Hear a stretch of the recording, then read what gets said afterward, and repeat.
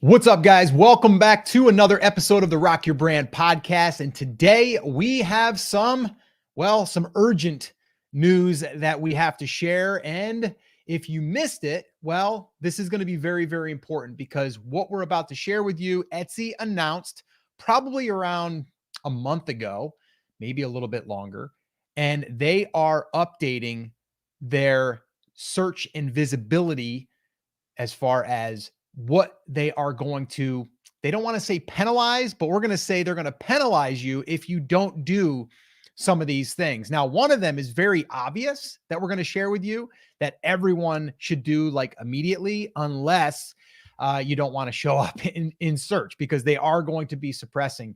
And it says it clearly there in the documentation.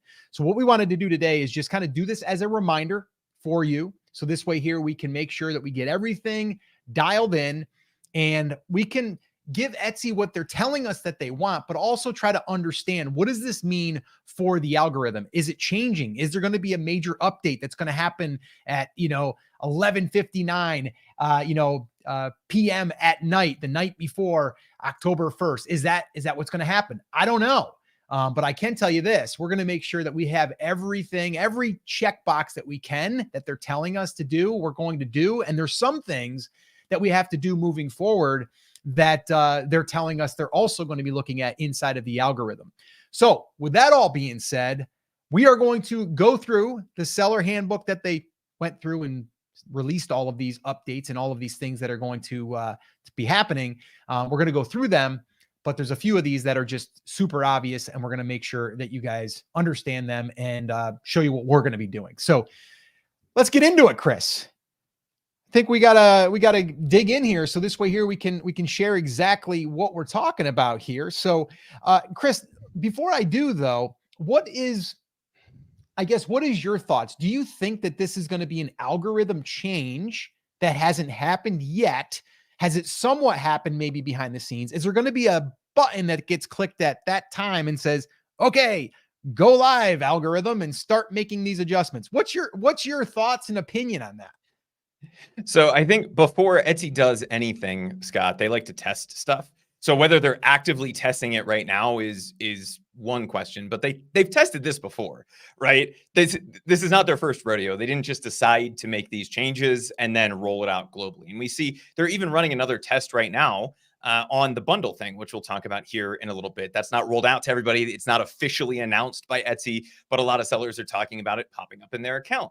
They ran another test a few weeks ago, Scott, you might remember this, where they changed the length of time that abandoned cart coupons were valid for. So Etsy's no stranger to running tests. What they have told us, though, is as of October 1st, this new version of the algorithm will be live. Now, what does that mean? That means the things we're talking about here today will officially be in effect. So whether they're playing around with it around the edges right now, kind of irrelevant. We know we have to make all of these changes before the first. The other thing that I think everybody needs to understand is that this is not the final version of the algorithm. Etsy constantly tests and tweaks these things.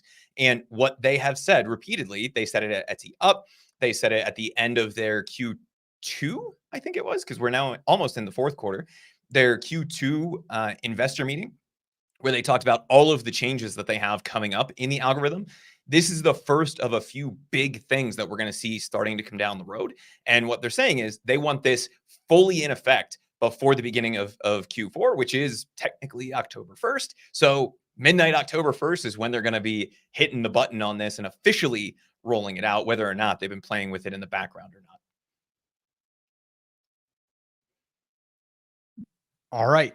So yeah, so I agree. I don't know that it's going to be like a push of a button, but it could be. So why not be prepared and why not be ready for it? I would like to know right now in the comments how many of you have started to take their recommendations that have read the seller's handbook. I'm just curious in the comments if you can let us know that. I will say this: the things that they are referring to in their guide, the SEO side of things, we've already been doing that. So there's not a lot that we have to change there.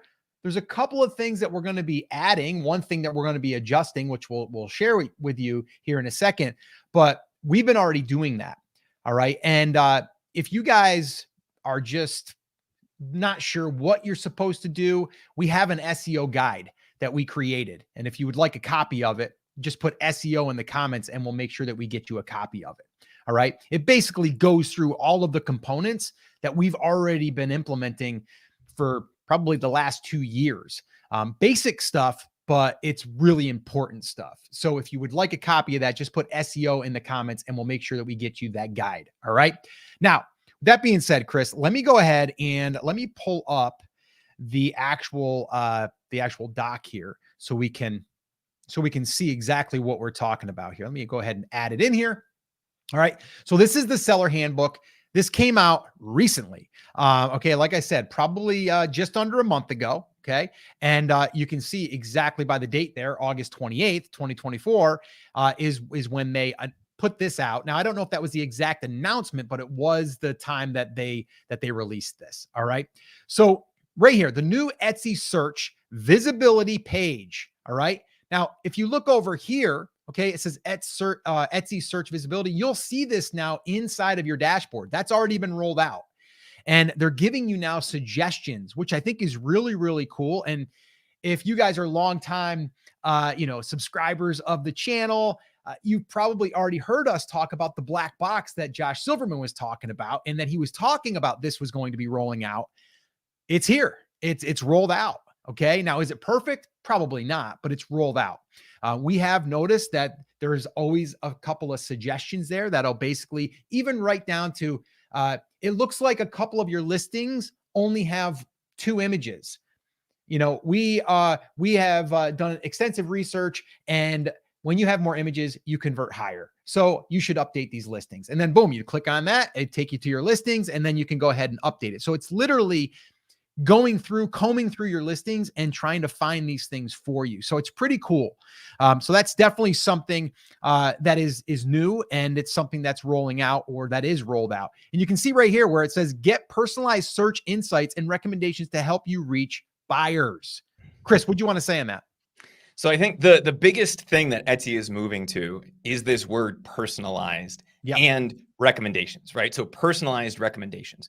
The entire goal of Etsy's update to the algorithm that they've made so far, and that they will be continuing to make probably once we get through the rest of Q4, because they don't want to monkey with it too much during their busiest time of the year, but is to give buyers better personalized recommendations, because they know search results are not reliable, right? We know if you go to YouTube and you type in brand creators, you're going to see some videos from us and then a bunch of random stuff, right? Even search on YouTube isn't good. But if you watch us on a live stream, chances are they're going to start recommending you more of our content.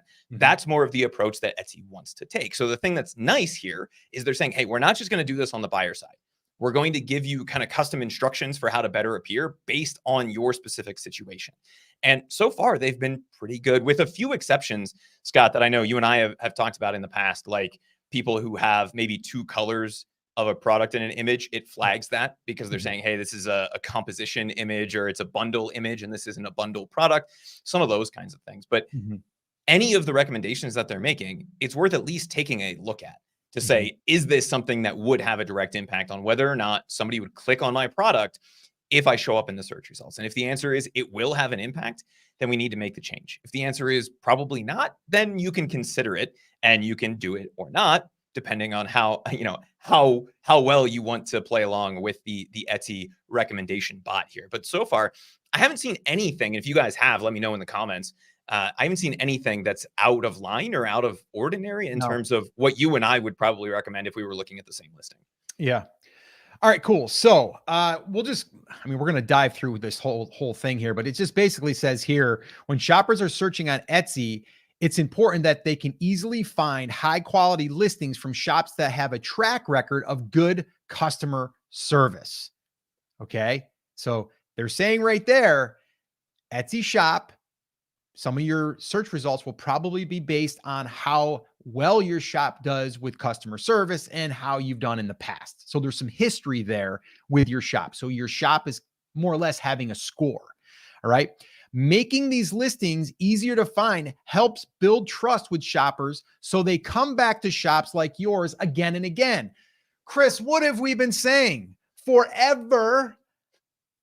We want We want people to come back to our shop. We don't want to sell a one-off bass fishing shirt and then say, great, they bought a shirt. We want to sell them another shirt or another thing.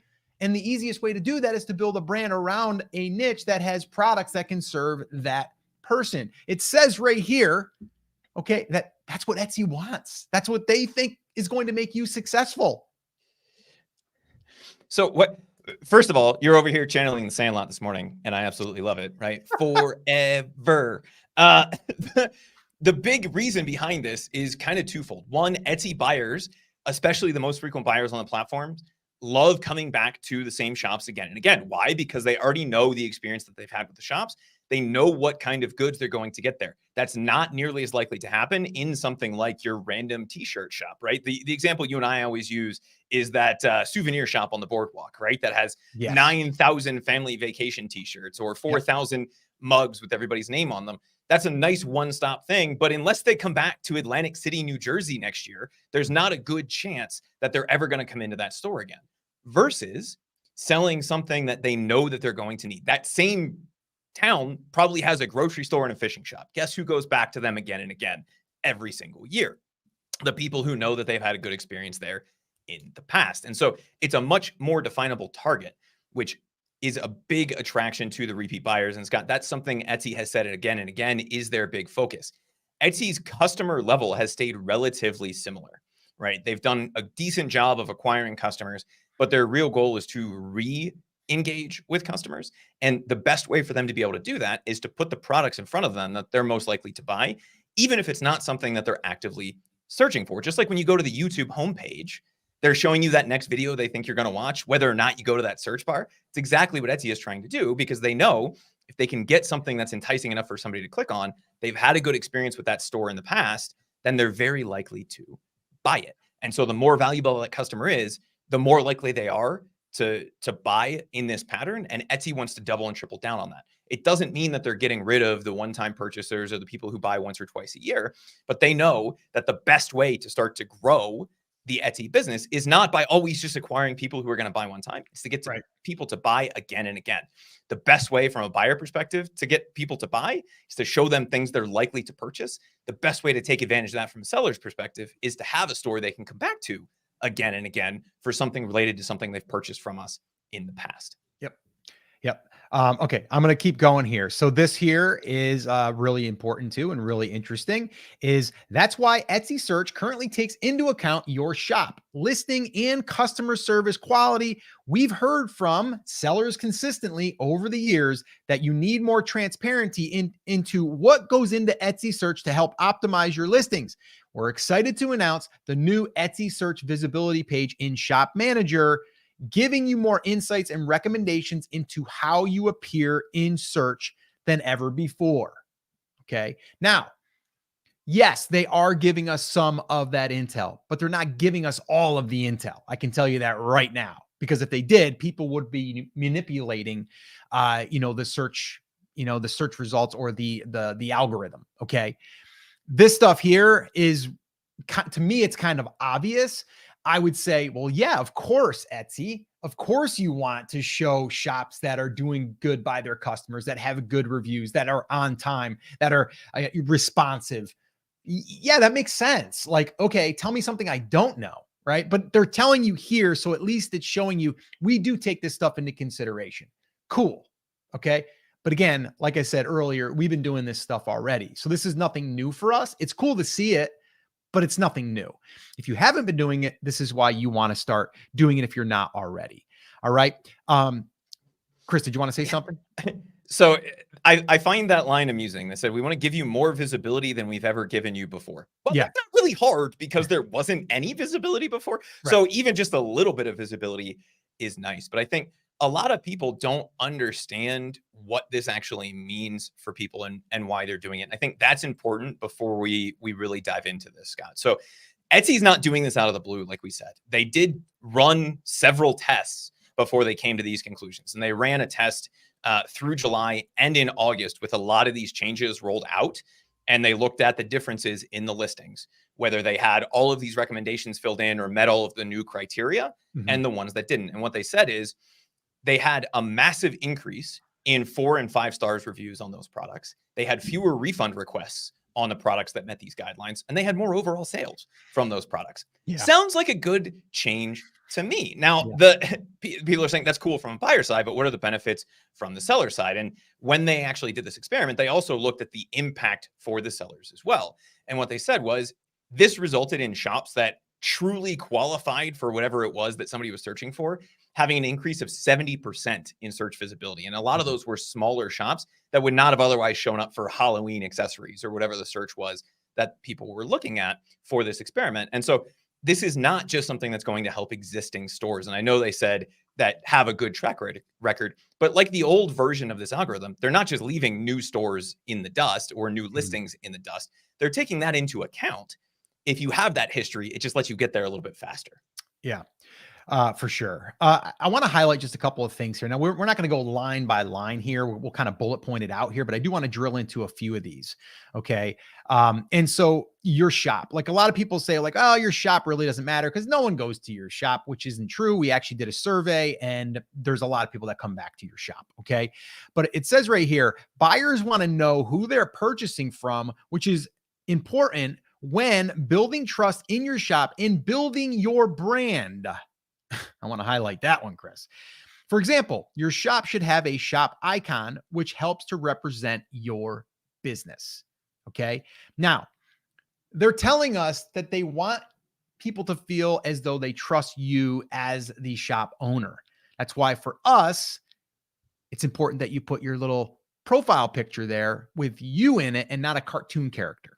Okay. Because we want them to see you. It's like, and I always say this, it's like walking into a brick and mortar store and you hear that little bell go, you know, like, so someone knows that, you know, the owner's in the back room maybe, and they come out and they're like, oh, a customer. And then they heard it. And then you see the person. That's what Etsy wants. What's Etsy's big thing right now? Make e-commerce or commerce human again. That's what they're saying, right? That's what they're saying. So let's give them that. Okay. Or give our potential buyers that.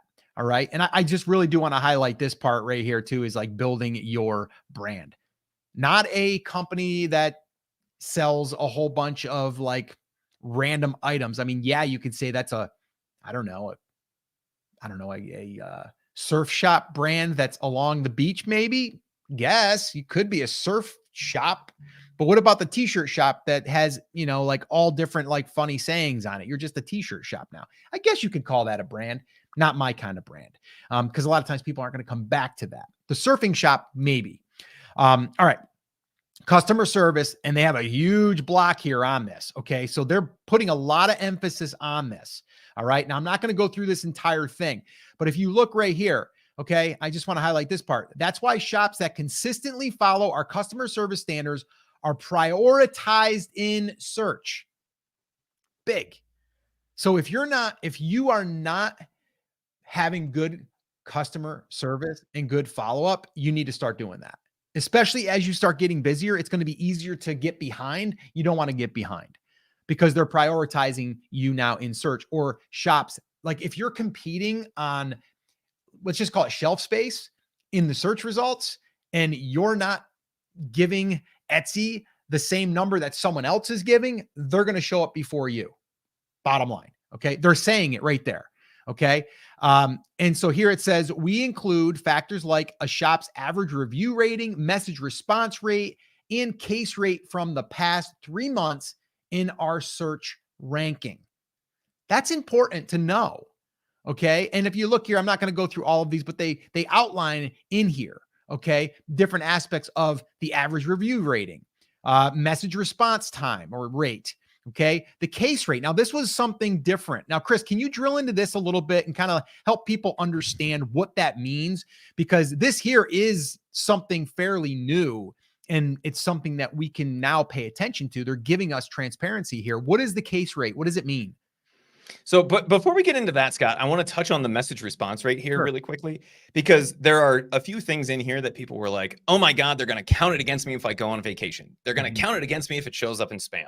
Yeah. And Etsy, in a very un-Etsy move, actually clarified exactly what their stuff means here. And so if you're worried about not being able to respond to messages, they do say, right, what they're looking at is only things that land in your inbox. So if somebody's message ends up in spam, they're not worried about it. Even the from Etsy folder, they're not even really looking at. It's just that main inbox folder. Additionally, if you are using an autoresponder, they're counting that. And they're only looking at the first message in the thread. So if you're going back and forth with somebody, the middle of that conversation, you go on vacation and you said, hey, I'm going on vacation, that's not a problem. It's just the very first message. And so instead of putting your store in vacation mode, which is a whole other hot topic, just set up the autoresponder if you don't have it set up already and say that you're on vacation. And then any of those new messages will count towards your message response rate. And the customer or potential customer will know that you're on vacation and you'll respond to them on the 5th or whatever your return date is, so that you can stay in the search results and not have to worry about that. In terms of case rates, Scott, this was another thing when this rolled out that people were very worried about. And so what people are talking about here, what Etsy is talking about here, is when somebody submits a case, right? So they say, I didn't get my product, or it showed up wrong, it's the wrong color, the wrong size, and they actually submit that through Etsy customer service. And what they're saying here is that you can't always resolve a case, right? And they understand that. And so not every kind of case is going to count against you as long as you're doing what you can, right? They're only counting cases here when they actually take a refund out of the payment account. So anything that's covered by Etsy itself, so that new protection program that they increased in size last year, what's the actual, is it Etsy purchase protection? Is that the name? Yeah, I believe it is. Yeah. That wouldn't be covered. It would just be if you did something so out of line that it comes directly out of your payment account as opposed to being covered by Etsy, meaning you didn't ship the product or something else weird happened along the way. That's the only time that would really be a problem. The other thing here would be they're obviously going to take a look at these cases to some extent. And if they know that it's somebody that's just being insane, that may not count against it. And so they're saying, look, as long as you're meeting our customer service standards, you're trying to resolve this for people, don't worry about it.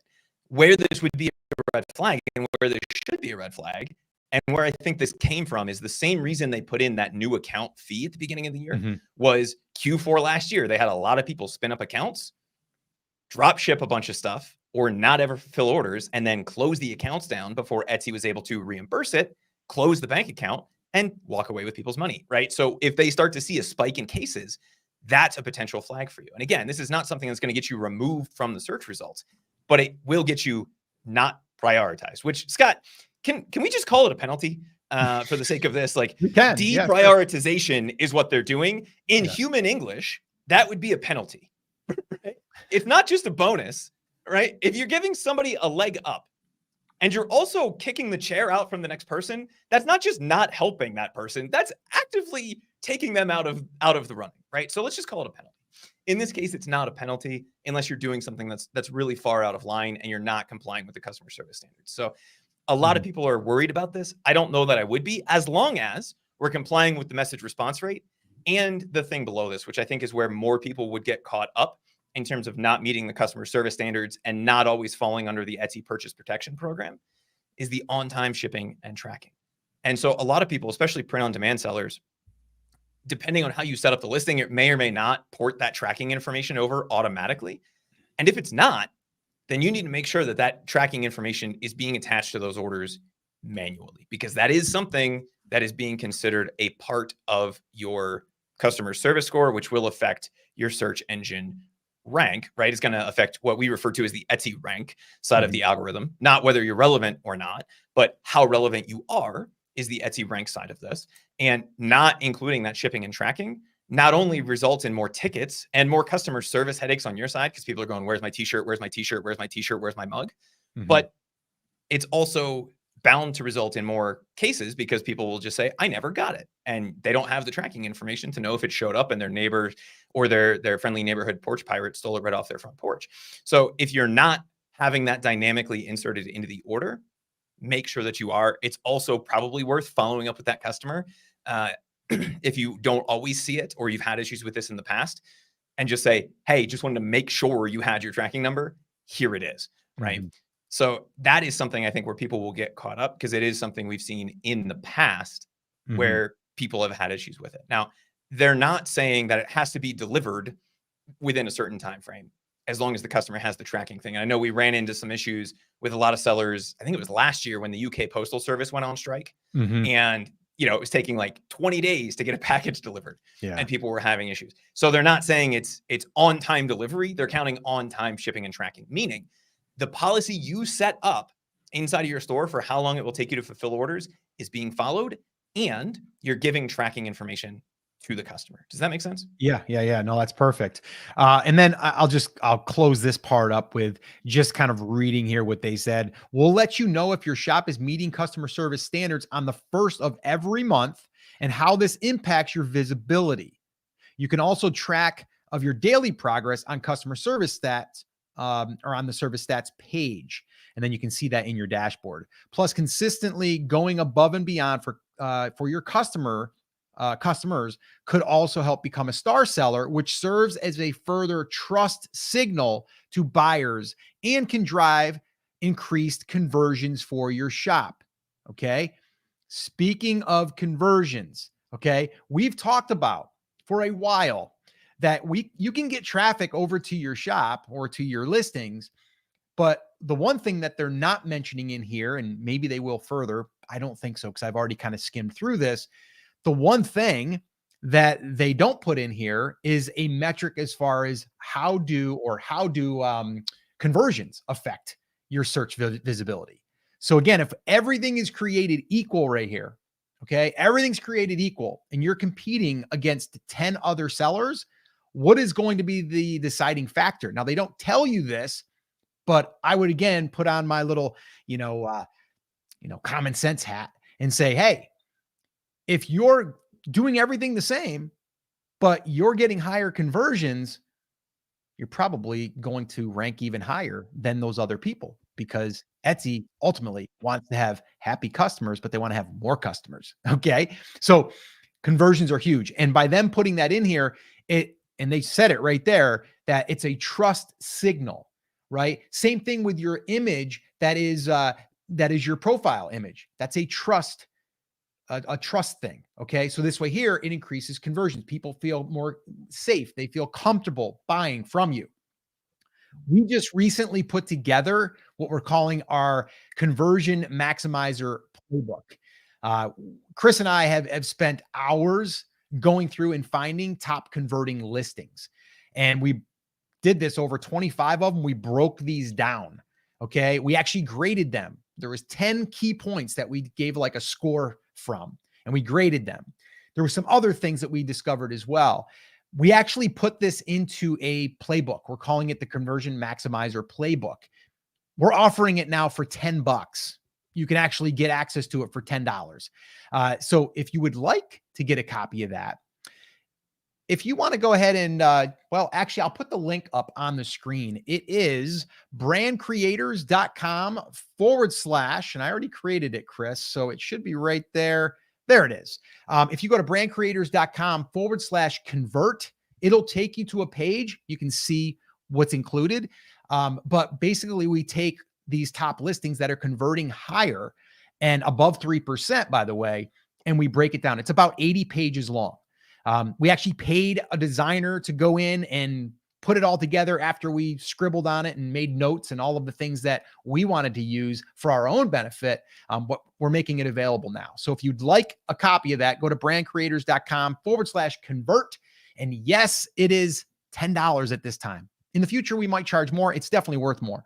But we're just charging a little something for it. So if you'd like to support the channel, and if you want to learn about conversions and increasing your conversions, that's what this playbook's for. So go ahead and grab a copy if you'd like it. All right. So Chris, moving on, let's go back here and let's keep kind of wading through here. So your listings, let's get into the listings. All right. So when shopping from the millions of unique items on Etsy, we want to make sure high quality listings with clear information stand out so that buyers feel confident in making a purchase. Okay. So each of your listings should include multiple high quality photos, which are critical for buyers when deciding when to make a purchase. Again, another conversion mechanism.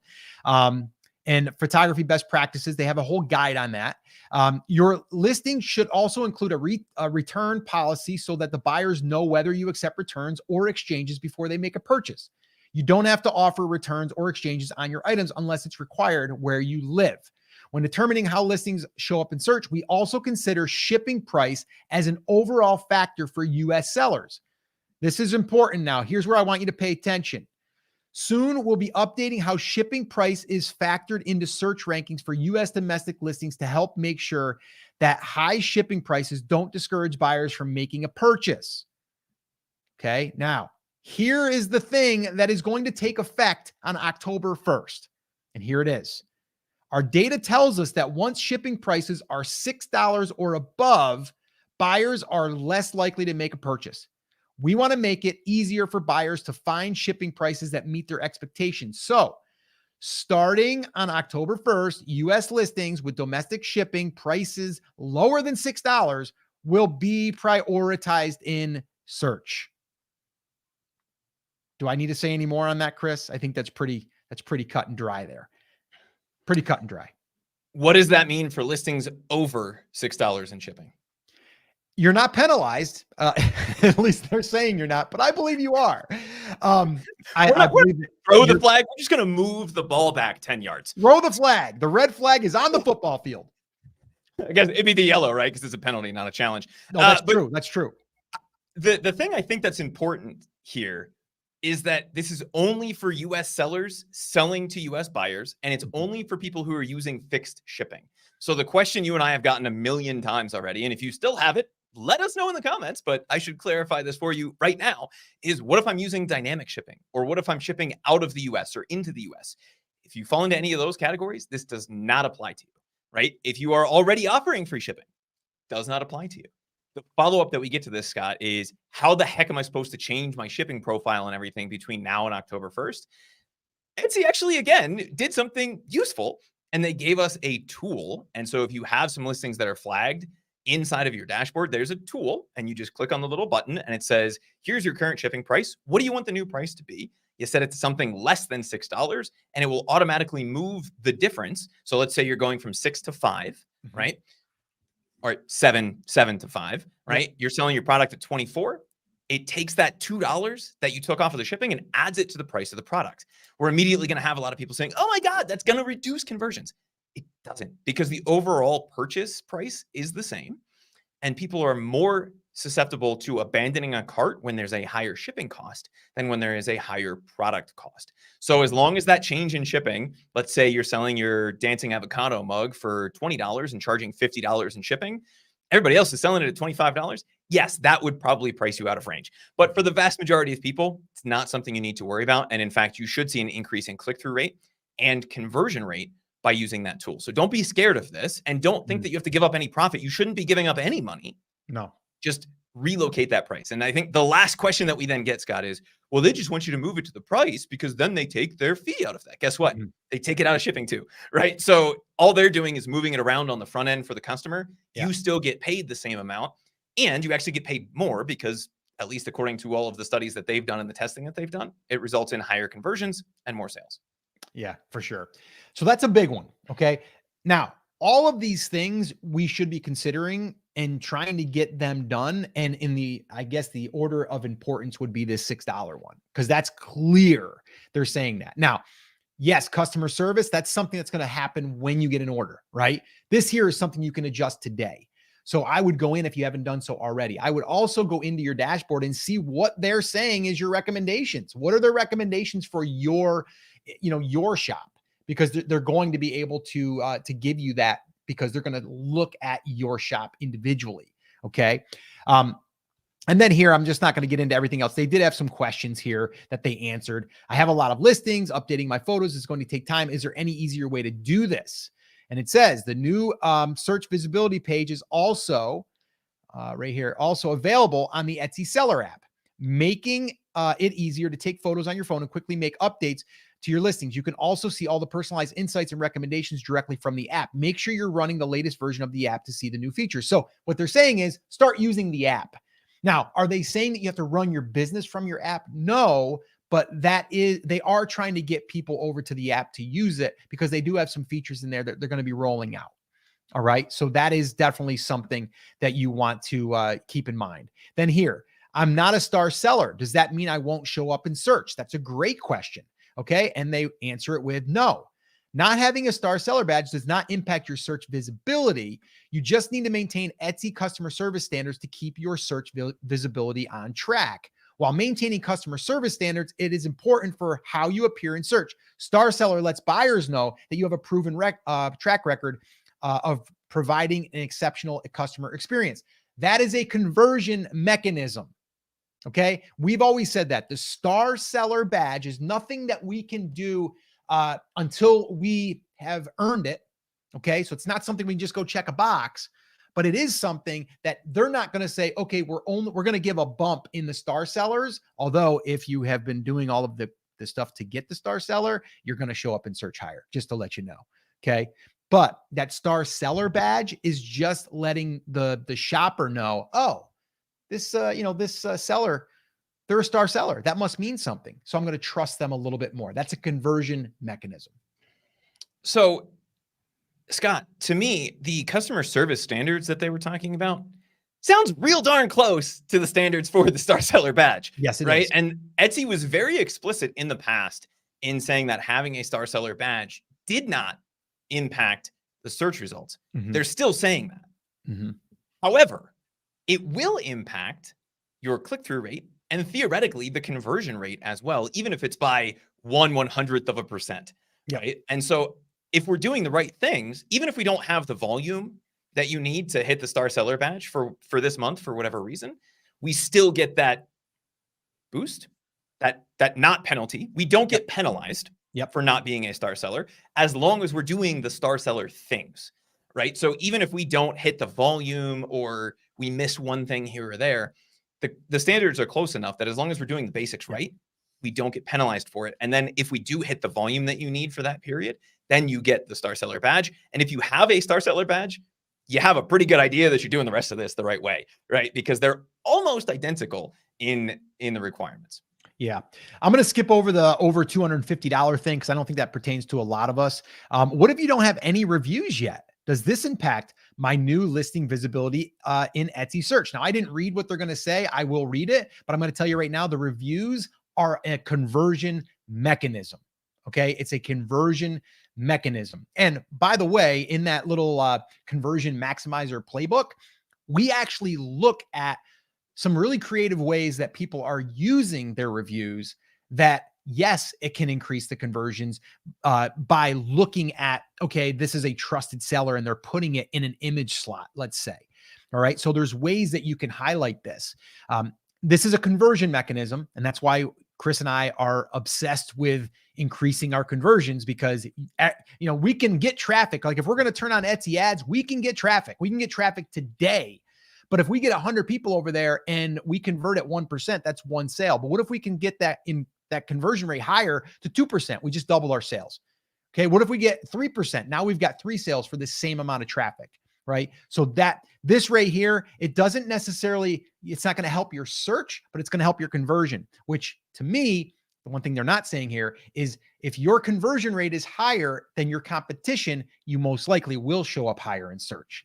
That's what I would say. And again, if you guys want that conversion maximizer playbook, it's 80 pages of us going through 25 listings that are converting above 3%. I think even 1 or 2 is like over 5%. If you want a copy of that, just go to brandcreators.com/convert. If you go to that, you can go ahead and you can download that. It's $10. Yes, you'll help support the channel and buy us a cup of coffee. But if you want that, go to brandcreators.com/convert and Chris can fill up that avocado mug with some I think coffee. I need a new one. It's starting to fade out here a little bit. Just it is a little bit. The fact that I think we got to get it. I think we need Daddy needs a new dancing avocado mug over here. That's right. So if you need some help on Etsy, go grab that conversion maximizer guide. And I think, Scott, beyond the fact that it means we sell more, the thing most people miss about why you and I are so hot on looking at conversion rate is 1, because we know that Etsy does. They've literally said it. And 2, because it then increases traffic because we rank higher. Yep. And because it's a higher rate, we then get more sales, which increases traffic, which increases sales, right? So it's the one lever that we can focus on once we've gotten the basics of the listing down to skyrocket sales on individual products without getting caught in the hamster wheel, having to launch more and more and more to try to recoup the sales that we lost on something that might be out of season. Yeah. Yeah. And here I just want to highlight this. A new listing will still be shown in search, even if they don't have any reviews or ratings yet, as long as they don't have any other listing or shop quality issues. For example, if a new listing is missing photos or a return policy, search visibility might be impacted immediately. Okay. So basically what they're saying is fill all of the listing information out, right? If there's a description place for you to put in some text, you got to put in some text, right? Like they want you to fill it in. If there's places to put, a tags, which we know there are, put tags in, like fill them all out, right? Depending on, they may change this in the future, but depending on how many tags they are allowing, put them all in there, right? They don't have to be perfect, but just fill it out. So that way if there is something in there that's looking at if a listing's actually complete or not, you want to show that it's been completed. And again, on the SEO side of things, guys, again, that it's not difficult. It is pretty simple, but there are some things that you have to follow, things that we've been doing for years. If you want a copy of our SEO guide, that is free. Just put SEO in the comments and we'll send you a copy of that. All right. And Chris, we'll have to look and see how many pages is that? I think that's a pretty robust little guide too that Chris actually put together. And that's a pretty extensive guide. So if you guys want a copy of that, though, it's free. Just put SEO in the comments and we'll send you a copy of that. I think this is an interesting one, Chris. I think that's really interesting, Scott, because the next one is, why am I not seeing my listings higher in search? And they're saying it can take up to a day. But here's the thing that I found interesting based on that last one. If you don't have something that they want, it's immediate, right? So when we're creating listings, we need to make sure we're doing that. And I don't know if you remember, Scott, they did say at one point the number of photos that they needed before a listing was considered to be complete. It was not all 10. Mm-hmm. It was like 6 or 8. But just to be on the safe side, if you have something to put in an image slot, do it.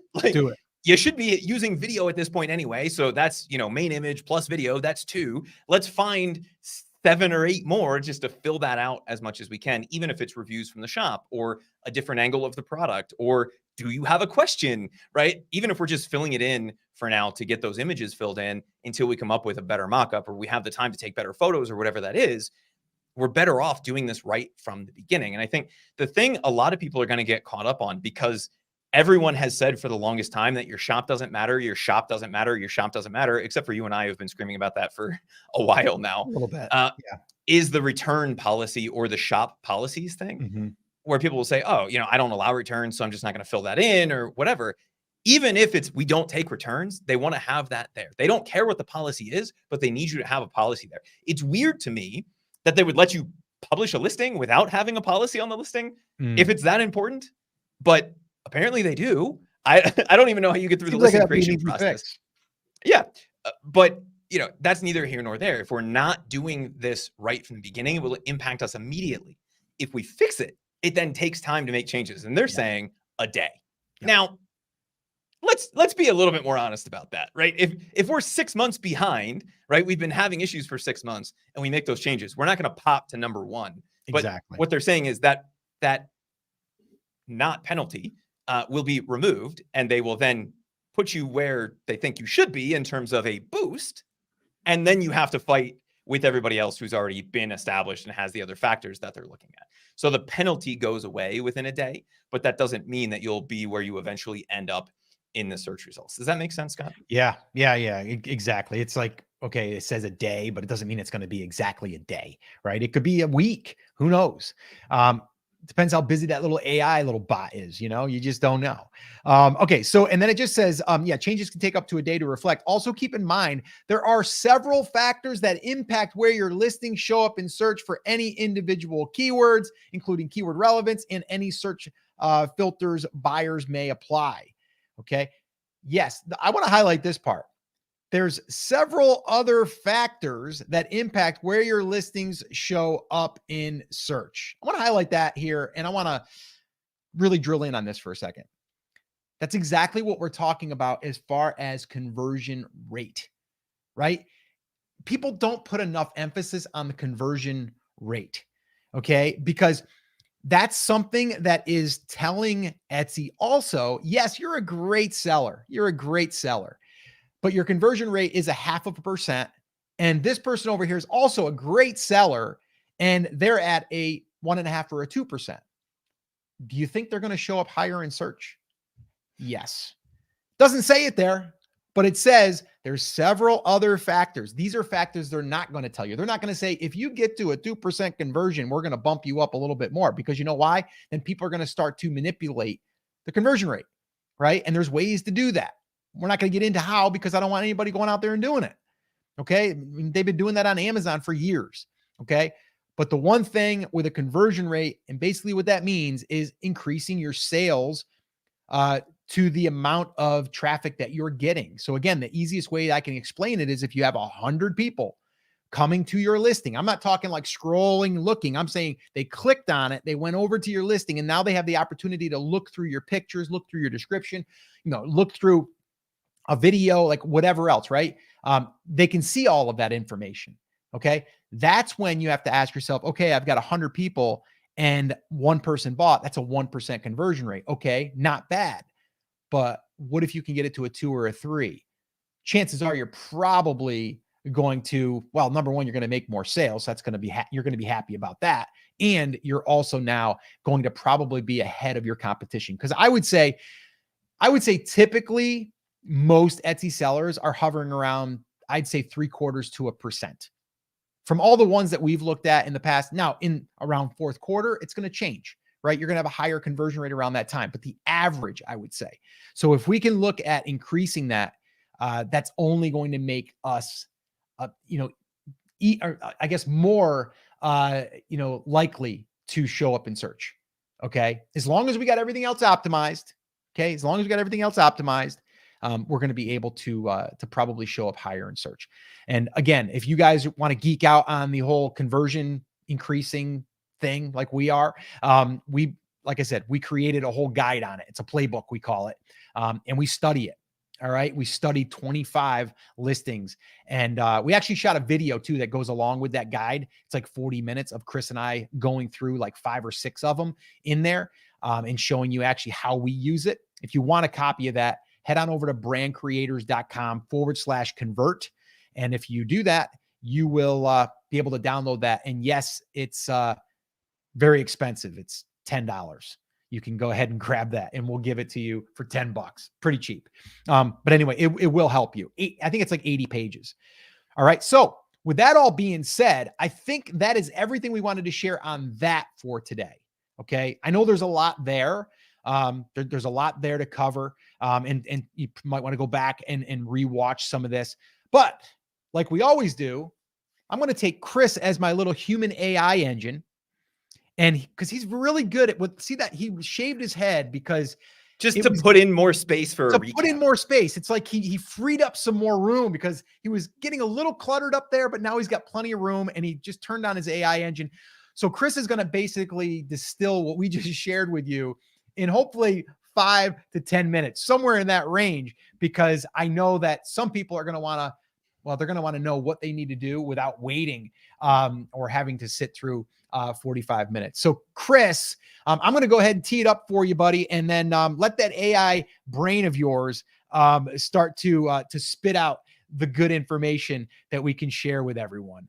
All right, cool. So I'm going to go ahead and tee it up for you. Cool. All right. So the algorithm is changing, effective on October 1st, 2024. And today we just did a full live stream breaking down what it means and what are some things that we have to make sure are done, that are fixed, that are implemented, so we have the best chance of showing up in search. But what I wanted to do here is I wanted to distill that down so you can actually get this in about 5 to 10 minutes, depending on how long it's going to take my AI engine, Mr. Chris Schaefer, to actually do this for me. So Chris, You think you're up for the challenge? Can you break this down and let people know what do they have to do? What's the most important things to do to allow them to show up in search and really check all the boxes that Etsy wants us to do, and also what the algorithm wants us to do? Yeah, let's start that clock, Scott, and see how fast we can drill this down in a way that's intelligible and understandable for people. So as soon as people see and hear there's new SEO changes happening, the immediate reaction is that the sky is falling. And if I don't do all of this before October 1st, that my listings are never going to be seen again. And Etsy tries to make this seem a little more optional than it really is by saying that if you don't have all of these things in place, that you just won't get a boost. But what that really means is you are being actively penalized, right? If everybody else gets to start at the 20-yard line and you have to start at the end zone, well, then that's a benefit to them, but it's also a penalty to you. So how do we avoid the penalty and start where everybody else is starting? And Scott, they broke these changes down into 3 different sections. And it really does kind of make sense from the perspective of Etsy and from the customer perspective. So the first area is going to be making sure that you have your shop set up correctly, right? And this is something we've talked about in the past that is important. Do you have all of the information about your shop filled out? The one thing they really stress is the shop icon, not the your picture part, but the shop icon, the logo of your shop. But the other thing that they really hit on in these changes is making sure that you have all of these shop level policies filled out. This will be important when we get to the listing level as well. But it's extremely important to know that if you haven't gone in and filled out your About Us section, if you haven't filled out the shop icon, you don't have a shop title, not the name, but that little subtitle, that you should be going in and making those changes. The good news is that's a very simple fix. You can upload your logo, you can go from there, right? You can make sure you have your policies filled out. It's kind of a one-time thing and go from there. But what about at the product level? That's the second level that Etsy is really making some changes. So the individual listing level. And there's a couple big things that they're making in terms of changes here, Scott. The first big one is if you do not have your photos filled out appropriately, and they didn't tell us exactly how many images. So in the past, they've given a number. It wasn't all of them, but to be on the safe side, just fill in all of your images following their image guidelines, right? That they will deprioritize you, right? My words, not Etsy's. Etsy's saying anybody who has it filled out will get a little bit of a boost. Anybody who doesn't will be penalized, right? So if you don't have your images on your listing filled out, something you're going to want to take a look at. The biggest change on the listing side really comes down to their new shipping policy. And we've talked about this a little bit in the past, but what we're looking at here is if you are selling something, one, that has shipping that applies to it, so digital products wouldn't count here, and 2, that is going from a US seller to a US buyer, and 3, has a fixed shipping price, that shipping price must be less than $6. You can set a shipping price above $6, but you will not get the boost, otherwise known as getting penalized. So if your shipping price is above $6, you need to go in and change that right now. I can hear everybody running down to the comments right now to say, hey, I've got 1,000 listings. How do I change this? If you go into your seller dashboard, you can very easily click on their little tool and it will help you change all of those listings from above $6 to less than $6. The second half of that is don't just eat that cost difference. The tool that Etsy gives us is a very easy way to move that cost from the shipping price to the main listing price. And what Etsy found in their internal data and what we've seen across e-commerce websites, generally speaking, is the overall price doesn't need to change, right? So as a seller, we make the same amount of money. But if the shipping price is lower, that increases conversions, which means more sales, right? So all we need to do is shift that cost of shipping to the main cost of the product. We'll get the same amount of people coming into the listing, but we'll end up with more sales on the back end. And that's what Etsy is really digging into. If you aren't using fixed shipping, so you have a digital product or you're using dynamic shipping or you're shipping from the UK to the US, from the US to Canada, then you don't have to worry about this. They have a whole list of exceptions. But if you are a US-based seller and most of your customers are in the US, then you want to take advantage of this opportunity before October 1st. Otherwise, you get hit with that penalty. The last section here, Scott, is really all about customer service. But before we dive into that, I wanted to talk for just a second about a few other things that people miss on the listing optimization side. You and I are huge fans of conversions, right?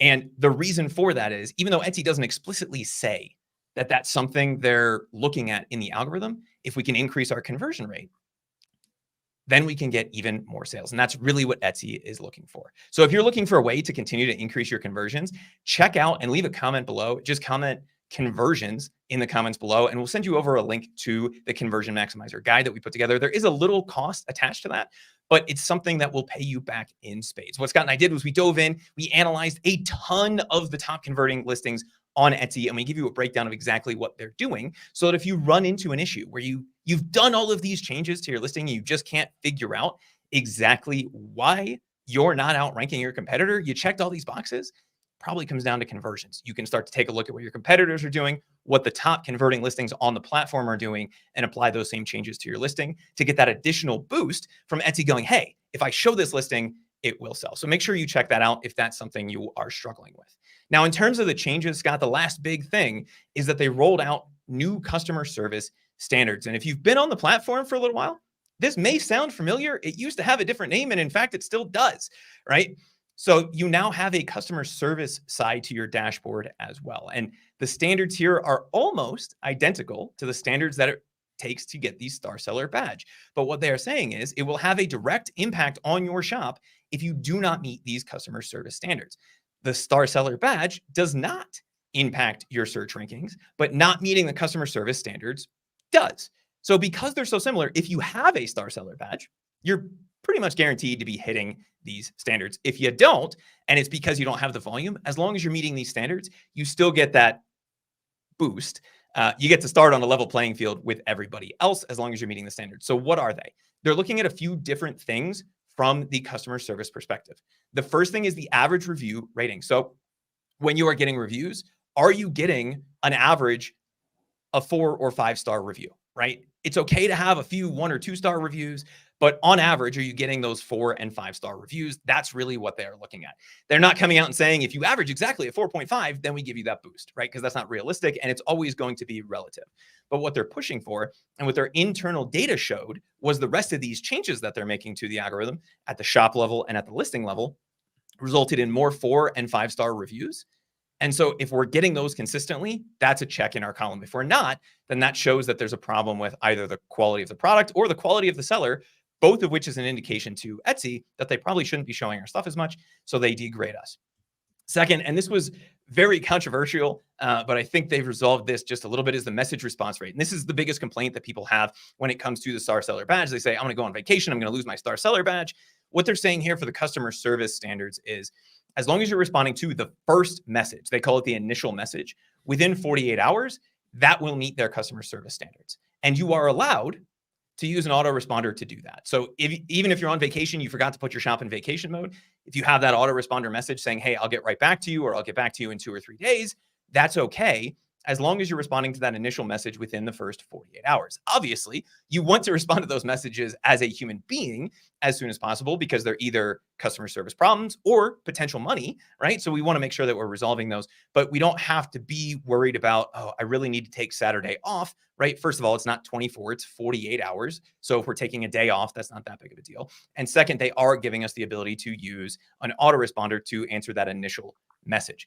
The additional exclusion that they apply to this is something I think that a lot of people would be asking about anyway, where they're saying it's only things that land directly in your Etsy inbox and not something that lands in the spam or the from Etsy messages, right? So if they send you a message or somebody sends you something and it ends up in spam, you don't have to worry about it. If it does land in that main inbox from a customer, then that's something we do need to be responding to. But again, we can use that automated response to take care of that first response and then follow up as we have time. The third thing from a customer service perspective that they are taking a look at is the case rate. So how many problems do you have on average with your orders? I talked about on the listing side of this, they love to know if they send you traffic out of those 100 people, how many sales will that result in? They're also looking at this from a customer experience standpoint, right? Not only did they buy the product from you, but were they happy with the product? And that's really what they're trying to evaluate here with case rate. And so if you are getting a lot of people filing cases against you, it's something that can impact you negatively now, right? In the past, they said that things like customer service and the Star Seller badge weren't considered. Now they're explicitly saying it is something that is considered. So what do we need to be worried about here? Can't our competitors just come in and open cases and do all of these kinds of things? Well, anything that's covered by Etsy is not factored into it. So if it's covered under the Etsy purchase protection program, it's not something that you have to worry about here. The biggest issue that people will have here is just not responding to cases or not helping people when they have an issue. Etsy is basically saying, hey, if we're resolving this customer service stuff up front through the messages, then people shouldn't be filing cases. Okay, so if you're getting a bunch of these all at once, that's something that will negatively impact you. If you're getting a handful here and there, that's pretty common. And chances are the vast majority of those, as long as you're doing the rest of your job correctly, which we'll talk about here in just a second, are going to be covered by the Etsy purchase protection program. So it's not something that you need to worry about, but it is something you want to keep in the back of your head. If you see a case pop up, we need to make sure that we help people handle it before they reach out to Etsy. Right. The last thing from a customer service standards perspective that they're looking at, Scott, and this is something I think especially print on demand sellers need to pay attention to, is that we are shipping on time and including tracking. And what Etsy specifically said here is that shipping your orders on time gives buyers peace of mind. Obviously, right? If I tell somebody that I'm going to ship something within 2 or 3 days, we get to day 10 and I still haven't shipped it, that feels a little weird and is a negative customer experience. So not only will that potentially affect the rating that they give us and the reviews, but it's something that is very likely to result in that case rate going up. And so what they're saying is, hey, you set your own expectations. And so as long as you're complying with your shipping and tracking policy, if it's 2 days, then you're shipping within 2 days. If it's 3 days, if it's 10 days, if it's 2 years, whatever that policy is that you're selling or setting in the minds of the customers, then we need to be complying with that. The place where I will see a lot of people getting caught up with this is on the including tracking. And depending on how you set your listing up, especially if you're on the print on demand side of this, it may not always automatically include the tracking information. So if you go into your Etsy dashboard or you've known that this is a problem in the past, and you see that the tracking information is not there, make sure you are adding it in manually within whatever that window is that you set up for your shipping policy. That will not only give buyers a little bit more peace of mind, but it will help make sure you're hitting that criteria within the Etsy ecosystem. And I know we've had a lot of people in the past say they couldn't get the star seller because they ran into issues with shipping and tracking not being automatically imported. If you run into that or you see that in the back end of your shop, make sure that you're doing that. It also probably wouldn't hurt to manually send the tracking information. I know as we get into Q4, that gets a little bit more complicated. But if we can follow up and just say, hey, I wanted to really make sure you saw this, customers are going to love that. And it gives them a way to directly interact with you. And it reduces massively the opportunity for somebody to say, hey, I never got my tracking info. So what do people need to be worried about, Scott, before October 1st? Well, I'd say in order of operations, take a look at your shipping. If you are charging for shipping and it's on a fixed shipping basis, you don't fall into one of those exclusions. So you're not shipping into or out of the US and you don't sell digital products, make sure all of those shipping prices are taken care of immediately. From there, I would go in, take a look at the other alerts that Etsy is showing you. I would probably do images last and focus on those things towards the end of the line, because the easiest thing to turn over is going to be that shipping price. That is something that is an easy boost for people to get, or an easy penalty to avoid, I guess would be the better way of saying that, right? So take care of that first, then come in, take a look at the listings. The customer service side of this, we can't really do until we have a customer service thing to take care of, right? So let's take care of the shipping price. Go do that literally right now. Go fix that. And then take a look at the other alerts that Etsy is giving you inside of that new dashboard. Things like misleading titles or bad images or not enough images. Take care of those. And then as we get closer to the real meat of Q4, you're in the best position possible inside of the search algorithm. Sweet. Chris, the AI engine did pretty good. Pretty good. Not bad.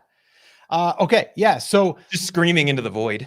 There's a lot there, but some of it will pertain to you and some of it won't. I think if I was to summarize that into like a couple of sentences, it really does come down to they're paying attention to how well you are taking care of your customers. And yes, there's some nuances there, right? There's like, oh, well, you have to send them tracking, and oh, you have to, make sure that you respond to them within a certain amount of time, like all of those things. But those are like, to me, best practices anyway. So that's not really something groundbreaking. The $6 shipping thing, yes, that is something that is clear as a bell. Like we know we have to do that.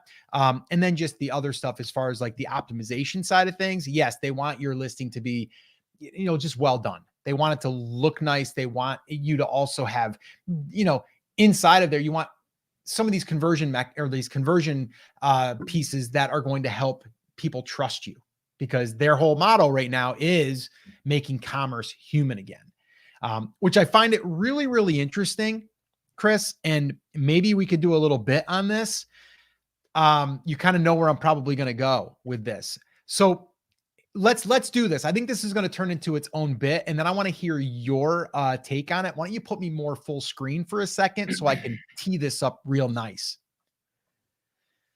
So Etsy has a big campaign and a big announcement that they are going to make commerce human again.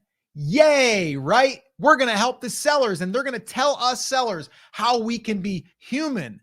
And well, I think the question that I want to know, you want to know, and probably Chris Schaefer wants to know, if you want to be human again, don't we need a human on the other end that'll answer our support questions, Chris?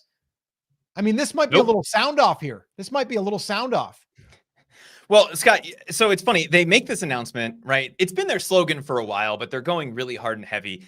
And they say, hey, we're coming out with these new standards. We're going to give you more transparency than ever before, which quite honestly, there was never any transparency before. So any level of transparency is better than anything. But how are they doing this? How are they helping sellers be more human? With AI recommendations, they're making AI decisions on things, and even things, Scott, like the purchase protection program, where they came out, and I think I think it was the Q4 report from last year from their protection team, or whatever the Orwellian term was that they used for their like community standards and guidelines team, whatever it was, where they said, we resolved 95% of complaints in like 30 seconds. And we're like, that's literally not, it takes longer than that to open the email, right? Yeah. And so they've doubled down on AI. And I'm not saying AI is a bad thing, but if we want commerce to be more human, we need to do some human things, right? And I don't have a problem with the AI SEO recommendations. Any transparency on that level is great. Would I love to see more? Yes, give me all of the data. I'm a huge data nerd. That's why I don't have any hair, because I pulled it all out trying to figure out what Etsy wanted for their algorithm. But the real side of this that is frustrating, and I know we're going to have some people in the comments that have shared this story, is say somebody takes your thing, Scott, and they throw it on Temu. That's not very human friendly, right? No. What is the response that you get from Etsy? A human doesn't make that decision to flag your listing. It's typically flagged by an algorithm. Cool. How do we make that interaction human? Well, then a human reviewer looks at it, right? According to Etsy, but also they resolve it. And I forget what the time is, and I wish I had it on hand right now, but it was something ridiculous. You and I did the math, and it would have taken like several hundred people all day, every day, no bathroom breaks, no lunch breaks, whatever, like 8 minutes a piece. And they were still saying they did it faster than that, right? And so it's just one of these things where we do need to put a human in the loop at some point. And we have a lot of humans in the loop on the seller side, right? As far as I know, everybody selling on Etsy is a human to some extent, right? Maybe some of them have Neuralink, but they're all humans. Everybody buying on Etsy right now is a human being, but there's no real way to talk to a human on the support side of things. So if we run into an issue between a buyer and a seller, they communicate, at least theoretically, right? Yeah. They message you, and if they don't get what they need from you, then they file a case with Etsy, where a human is then supposed to look at it. But again, based on their case response time, no one is actually looking at it. They're going like this and then clicking accept on every single one of them, even if it's something ridiculous. But the interaction between Etsy and the seller doesn't have a human connection here. And we just got done with Etsy Up, which is supposed to be Etsy's conference for sellers, right? It's their big announcement for the year. It's everything that they're doing. How did they do it? Was it an in-person conference? Was it a giant webinar room where it was interactive? Not really. It was an online video that people sat down and watched, and then they uploaded it to their YouTube channel. Not even human interaction there. So my biggest issue with keeping commerce human is not the idea of it. It's the fact that we forget the most important portion of it from Etsy's perspective. There's humans between the buyers and the sellers, but there's no humans between sellers and any problems they run into in the platform. And even theoretically, where someone is looking at it, They're not given the time, energy, and effort to be able to look at it in a way that a real human being would need to do, right? If you have the new Neuralink, yes, maybe you can process 500 requests an hour and understand all of those tickets. But I guarantee you the people on that team, and they're actually the people at Etsy I feel the worst for, because they have these unrealistic expectations, because Etsy is monitoring the wrong thing, right? They're monitoring how many tickets they resolved an hour and not were the tickets resolved correctly. But we're not paying any attention to that side of things. So if you get flagged for a trademark violation, you get flagged for something like our friend who got flagged for having an old account with like a $5 balance on it, and they shut down all of his other accounts, right? No human reached out to him. There's no human in the loop for the seller. So can we take a little bit of this money we're going to make this Q4 and add some human support to sellers? You know what, Chris, you bring up a great point. Okay. Etsy Up. That was their online event. To me, they're wanting the seller to be transparent, to be accessible. Why isn't Etsy accessible to sellers? Like, I want to know that answer. Like, if someone on Etsy's team ever watches this, I would love to know, where is there a place that we can actually type in even and just ask questions and get an answer from someone there, not a bot or not someone that is just hired to read off of a script? So one of the questions we get all the time, anytime Etsy makes a change, is, well, this YouTuber talked to this support person and they said this, and you're saying that because that's your interpretation of it. Well, the reason you might get a different answer from two different support people is they're a lot of times translating it and then also copying and pasting a response from inside of the handbook that they think applies in that specific situation. So it comes down to how you're asking the question. That to me is problem number one in terms of Etsy support. We've heard a lot of stories, Scott, from people who have gotten caught up by reaching out to support, getting a human, and having that human not understand the question. That's problem number one. But the real answer to the question you were asking, why don't they do it? Quite frankly, in my opinion, comes down to who their legal counsel is and the direction that their legal team has gone.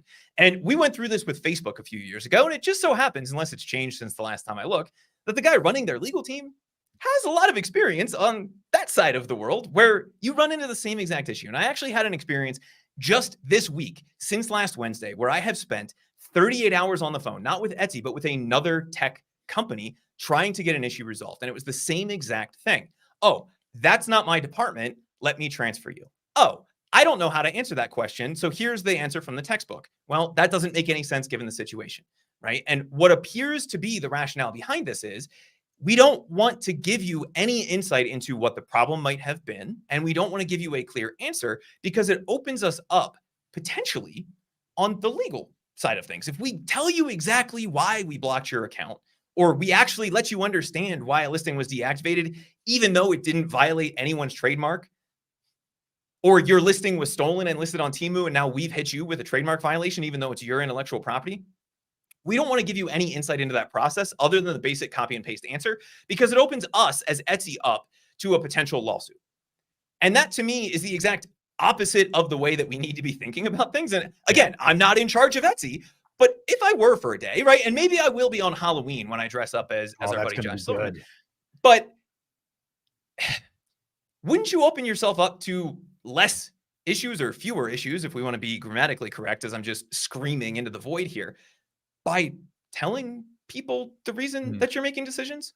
Well, or at least pointing me to the right place in the book and then taking human input back and saying, hey, you're right. This was listed on Etsy 9 years before it showed up on Temu.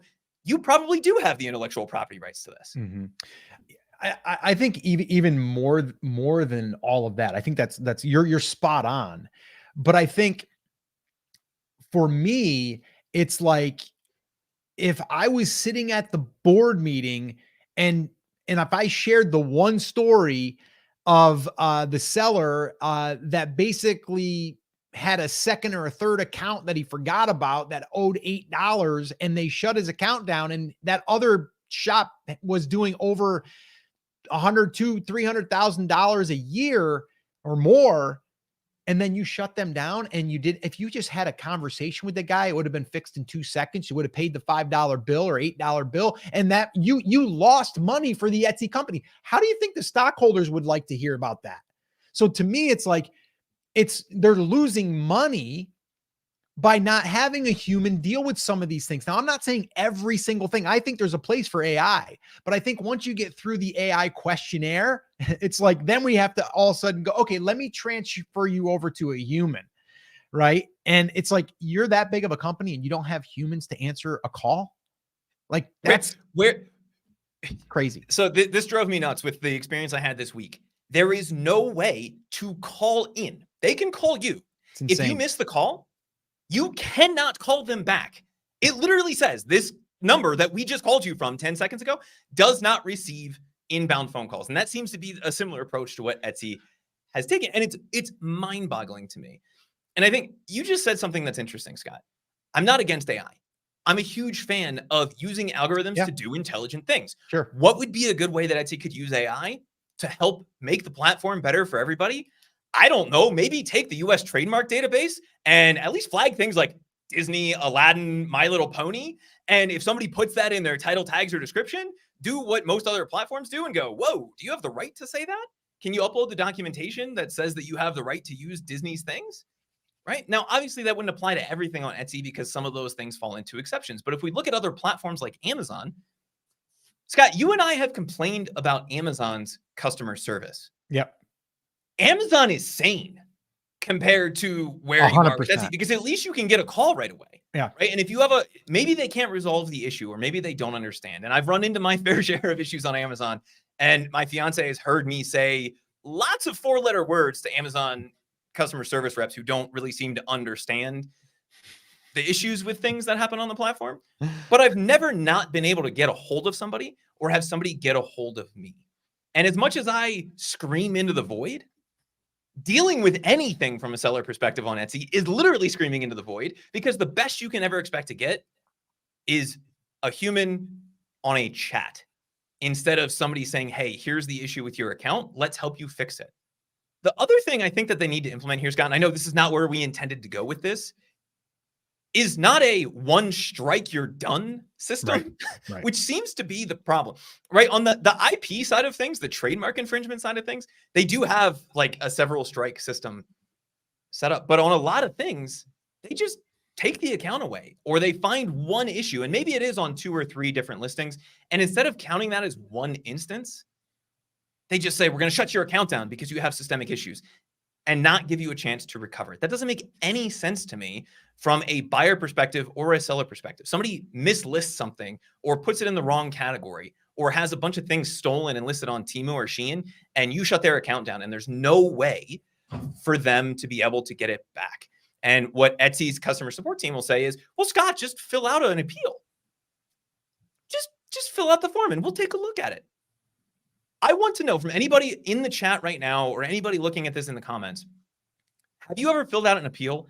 How long did it take you to get a fully thought out, thorough response from Etsy's customer service team on your appeal? I guarantee you the average will be less than 5 minutes, because for most people, they hit that submit button and they almost immediately have a rejection letter in their inbox, meaning nobody's actually looking at it. If we can do a few basic things like, I don't know, giving people more than one chance, letting people talk to a human being and giving them some real answers. And again, we don't have to be 100% transparent, because I understand the reservation on the side of Etsy's legal team. They don't want to let people who are repeatedly violating the same guidelines know that is exactly why your listing got flagged. But at least tell me that it's for a trademark violation. At least tell me which listing it was. At least give me some basic information, and then give me the chance to either delete the listing or correct it before you shut the entire account down. If we want to make commerce human again, we have to make commerce human again, not just for buyers, but for sellers as well. And if Etsy is able to do that, if Etsy is able to make a seller-friendly platform, those sellers will bring in more buyers, right? Etsy focuses so much on bringing in new buyers and increasing the number of repeat buyers. They forget that they have an entire army of sellers who can do marketing for them. They can increase the size of Etsy's catalog. They can increase the size of the number of links coming into Etsy so that Etsy ranks for more searches. They can increase the market awareness of Etsy by posting on their Pinterest, on their Facebook, on their Twitter. Sorry, Elon, don't take out my Neuralink X, right? On any of their social media platforms that they have, their TikToks, their Flumus, whatever the new thing is that's coming out now. All of those places, you have an organic base that you can have that will increase that market share for you, but you have to treat them right. Yeah, no, I mean, we didn't plan on going on that little bit of a rant there, but we needed to, because the whole, keep commerce human, or make commerce human. It's kind of laughable when we are being told that we need to make sure that we're human with our customers. So it's kind of like, practice what you preach. I did want to say, and I want you guys to vote on this in the comments. Chris for Etsy's mayor, here. If you want Chris to be the mayor of Etsy and maybe get some stuff done, let's see, the polling is open right now. So go ahead and place your vote in the comments, and maybe we can make that happen. Chris for Etsy mayor. What does a mayor of a company do? You just have a voice, man. You can bring it to the board meeting, I think is what they're saying. So yeah, I got to take a southern preacher class so I can get that rule of 3 thing going all the time for everybody. All right, cool. Let's move on. That wasn't even intended. Yeah. So if you guys, again, like in the comments, let us know. Do you agree? Do you disagree? Like, let us know in the comments if you think that Etsy needs to step it up. If they want to tell us that we have to be more human, don't they have to be more human? I think yes. But let us know. Maybe we'll get enough buzz that maybe we'll get a little bit of attention. If we get attention, maybe we'll get someone to listen. All right.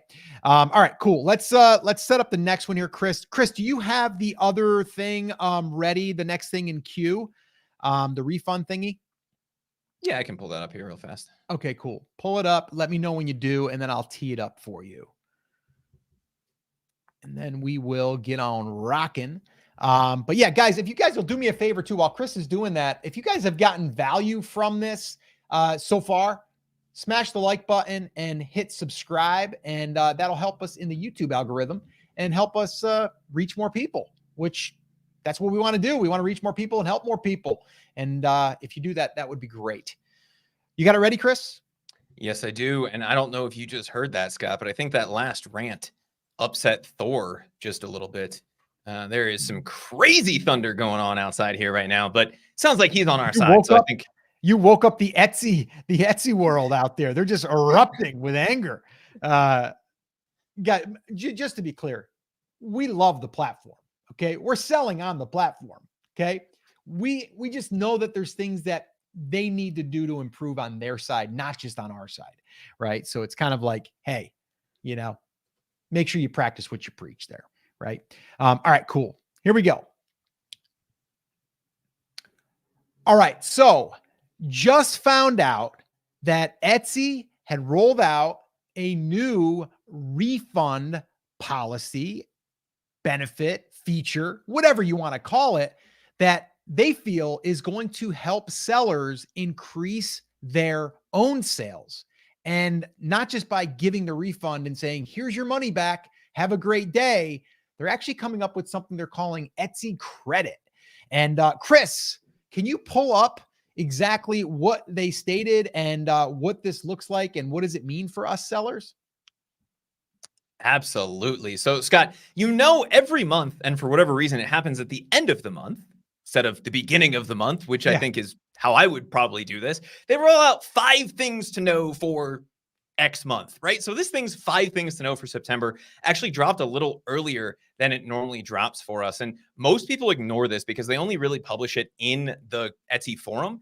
You don't even see it most of the times, like in the handbook or on their blog. They don't do a great job of promoting it unless you're active in the Etsy forum. And there's a lot of really good nuggets that show up here. But the biggest one that I noticed this month was 2 things. One, if you live in Colorado, it's going to cost you 29 cents more now, but that only affects a small portion of the world. Feel free to give me hate because I don't live in Colorado and that 29-cent order fee doesn't apply to me. Blame your state for that.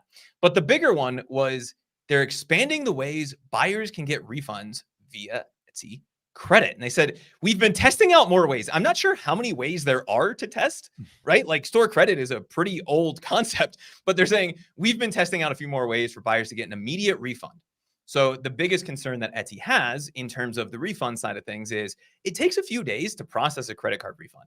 If they're in a PayPal supported country and paying with PayPal, it can be a little bit more instant. But if you're dealing with the different credit card companies, if you've ever had something refunded, it's like 3 to 5 days before that money is returned, depending on when that refund is issued.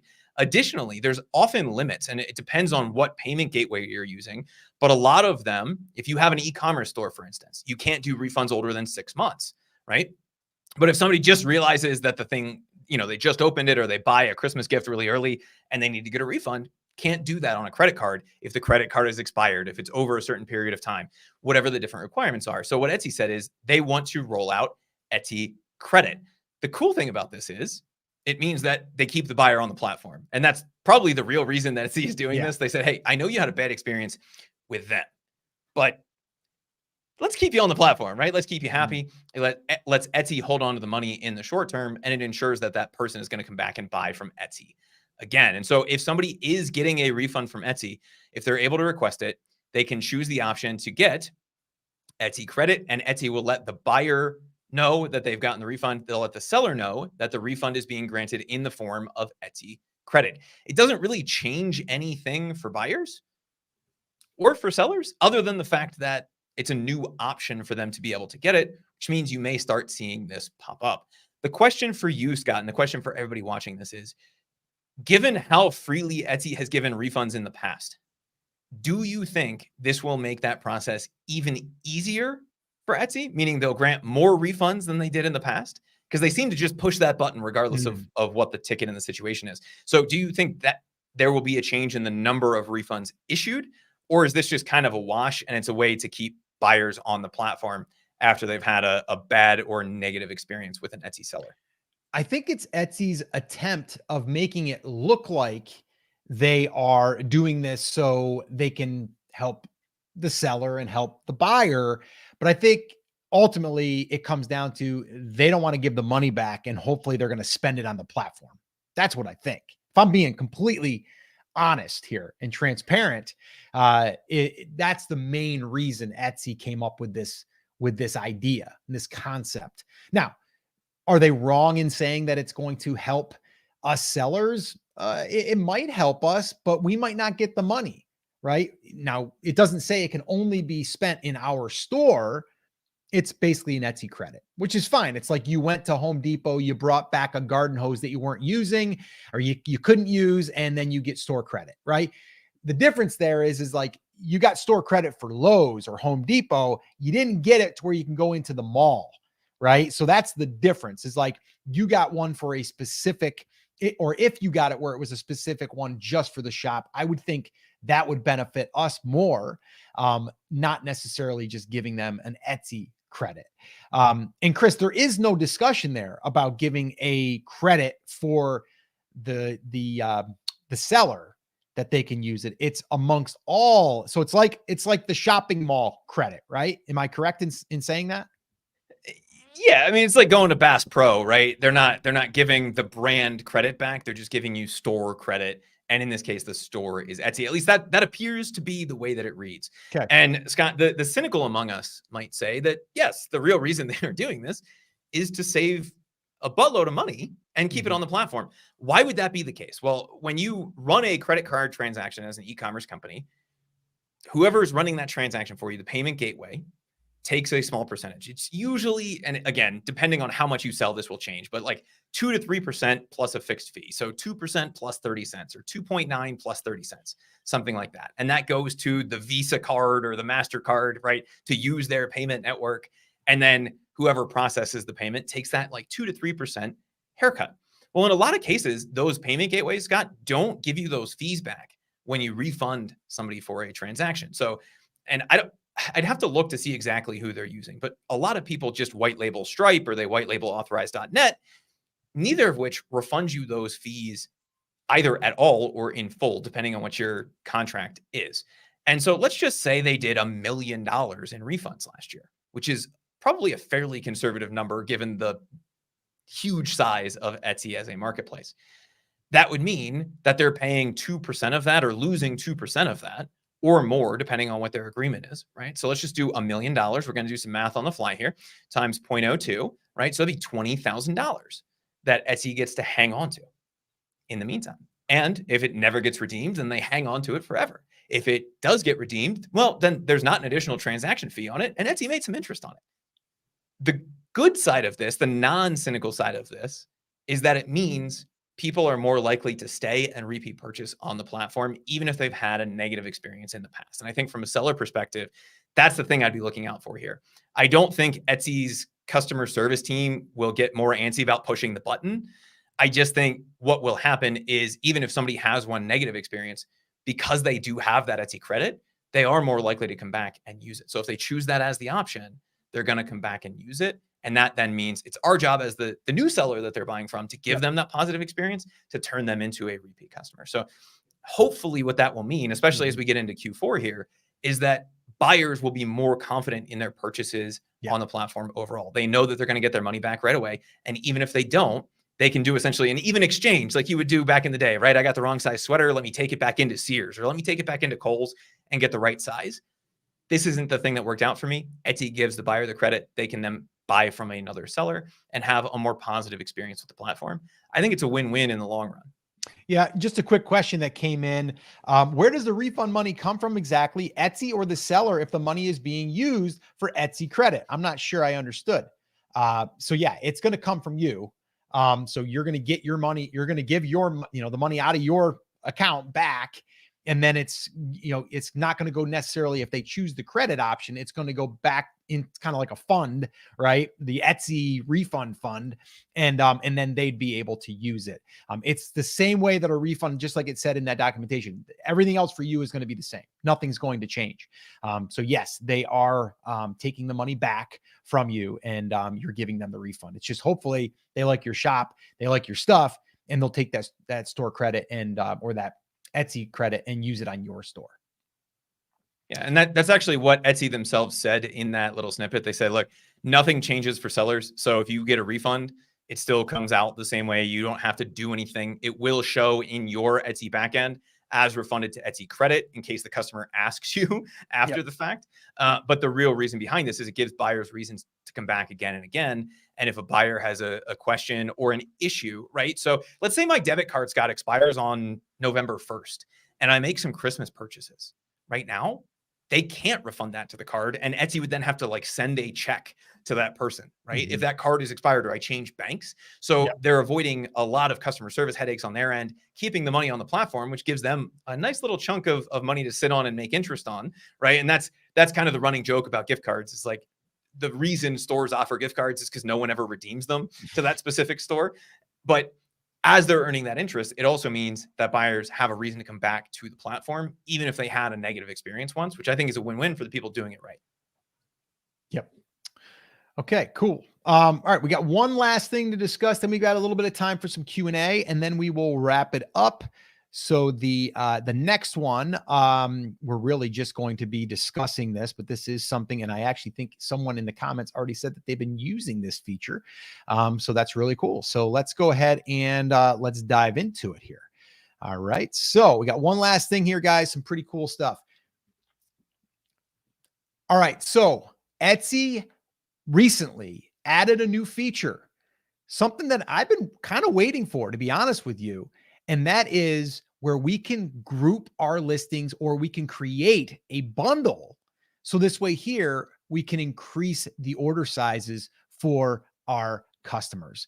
And what's really cool about this is now we don't have to worry about, well, can I group something together? I got to create a new listing. And then from that listing, I've got another thing to manage, which, yeah, it probably could be worth it, but now they're making it easy where you just check a few boxes to add them together as a bundle. So with that being said, I want to discuss this with Chris Schaefer. I'll also go through exactly what it looks like and also what it says in the dashboard, so you understand exactly what it does mean. Chris, what do you think about this? Do you think this is a good thing? Do you think this is something that's going to help sellers increase their order sizes? Yes. Oh, right. you probably want a little bit of an explanation on that. And Scott, this is something, one, it's a question that sellers have been asking literally for years now. And two, it's something that is like a really obvious thing to add to the platform that just wasn't there. And I think the way that they're doing this is actually the best way to do this, because they're not creating it, at least as far as I understand. And I haven't had this activated yet in my account because it seems like they're still rolling it out. But I know that you saw it pop up the other day, and anybody that's seen us, let us know. But it's not creating a separate listing that pulls things in, which is kind of the way that Amazon does it. It's giving people the opportunity to just add additional things to cart. Is that an accurate understanding? So we're saying, hey, I sell this with this. Do you want to buy both now and save? That's a much better way of doing this. And this is in the marketing world, what we would traditionally call an upsell, right? So, hey, if you really liked this thing, you also would like this.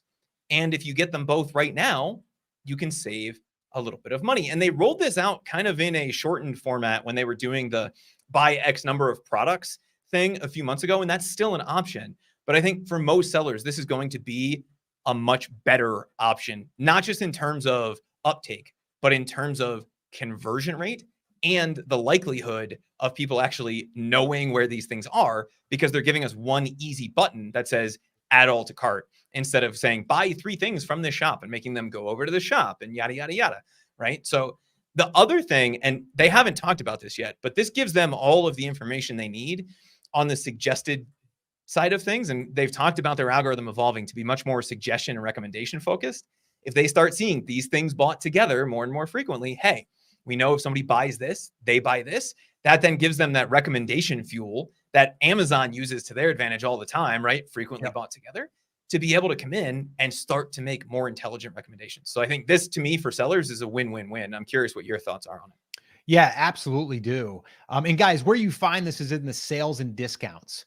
And so you can see here, we have encourage bigger orders. Okay. So set up a discount with order minimum to help boost orders. We've already saw that before, but offer listings together for less. Sweeten the deal for buyers with a discount on items they might want to buy together. So you basically are creating it for them. You're creating a bundle, which is really cool, because I actually had this conversation with my wife probably around 3 or 4 months ago. And I was like, we really need to bundle some things together, because that'll increase our cart value. And if you offer something, even if you only get one person to buy that out of 100, you've just increased the amount that one person had purchased, because you're making it easy for them. And you're also helping them see that these 3 things go together, or these 4 things, or these 5 things, like whatever it is.